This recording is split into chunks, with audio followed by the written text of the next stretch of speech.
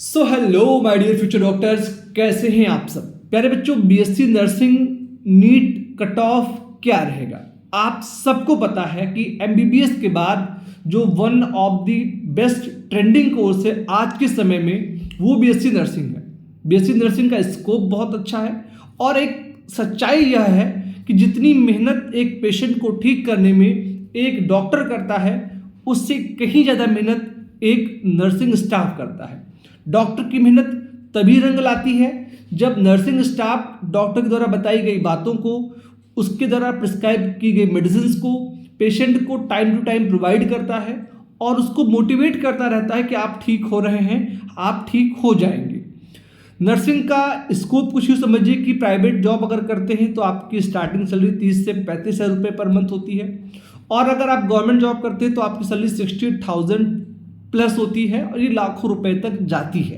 समय के साथ में जैसे जैसे आपको एक्सपीरियंस बढ़ेगा वैसे वैसे आपकी सैलरी बढ़ेगी, गवर्नमेंट में हो या प्राइवेट में हो। और गवर्नमेंट की जो वैकेंसीज आती हैं वो बल्क में आती हैं, यानी अगर कोई बच्चा आपके आसपास देखिए जिसने 2-3 साल पहले नर्सिंग कोर्स कंप्लीट किया होगा, संभवतः आज वो गवर्नमेंट जॉब में होगा और उसकी सैलरी भी 70,000 समथिंग होगी। तो बहुत अच्छा स्कोप है, फीस काफ़ी कम है, इसलिए इस कोर्स पे कोई डाउट तो हमें है ही नहीं। बात आती है कि बीएससी नर्सिंग में एडमिशन के लिए नीट का स्कोर कितना होना चाहिए। एक बात समझिएगा कि अभी तक 7 या 8 ऐसे कॉलेज हैं जो लो फीस पे काम करते हैं, जैसे बीएचयू हो गया, बीएमआरसी हो गया। ये वो कॉलेज की कट ऑफ जो है मैटर करती है एडमिशन में। एक बात और समझिएगा कि इस बार जब नीट का इंफॉर्मेशन बुलेटिन लागू हुआ तो वहां पर बोला गया कि नीट का स्कोर ही डिसाइड करेगा बीएससी नर्सिंग एडमिशन में।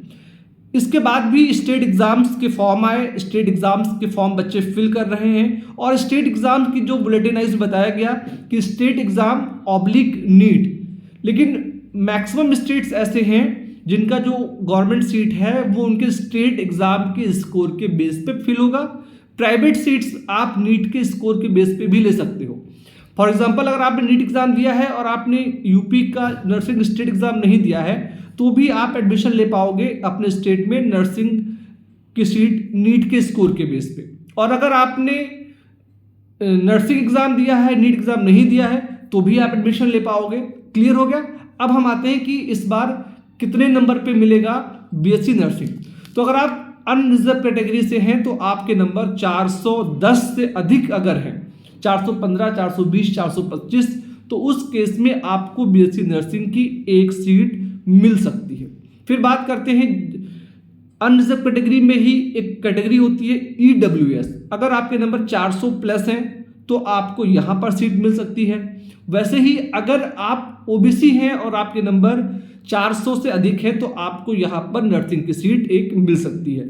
अगर आप हैं एक एससी कैटेगरी से और आपके नंबर 440 से ज़्यादा है, 445, 50 कुछ भी है, 340 नर्सिंग कैंडिडेट्स को अगर 340 प्लस स्कोर है एससी कैटेगरी को तो वो नर्सिंग में एडमिशन ले सकते हैं। वहीं पर जो एसटी कैटेगरी के बच्चे हैं अगर वो भी 320 प्लस स्कोर करते हैं तो इनको भी एक सीट मिल सकती है। आप में से बहुत से बच्चे कहेंगे सर कट ऑफ एमबीबीएस का तो कम जा रहा है, फिर नर्सिंग का ऐसा क्यों? तो भाई साहब एक बात समझिए, एमबीबीएस की लगभग 70,000 सीट्स हैं जो गवर्नमेंट की हैं और जो नीट के स्कोर के बेस पे फिल होंगी। लेकिन बीएससी नर्सिंग में 7 या 8 ही कॉलेज हैं जो अभी तक का डाटा आया है, आगे कुछ होता है वो बात की बात है। तो उस अकॉर्डिंग से सीटें कम है तो ऑब्वियस से कट ऑफ तो कम जाएगा, बट इतना नहीं। लास्ट ईयर जहां कट ऑफ 450 प्लस गया था तो इस बार 420 प्लस रहेगा जनरल के लिए, और जहां पर लास्ट ईयर 400 प्लस गया था एससी के लिए तो इस बार 335, 340 तक मिल जाएगा। तो ये थी बेसिक इन्फॉर्मेशन आप सभी बच्चों के लिए इस वीडियो में। तही आप सबने इसको देखा, आप सभी का बहुत बहुत धन्यवाद। Thank you so much. जय हिंद।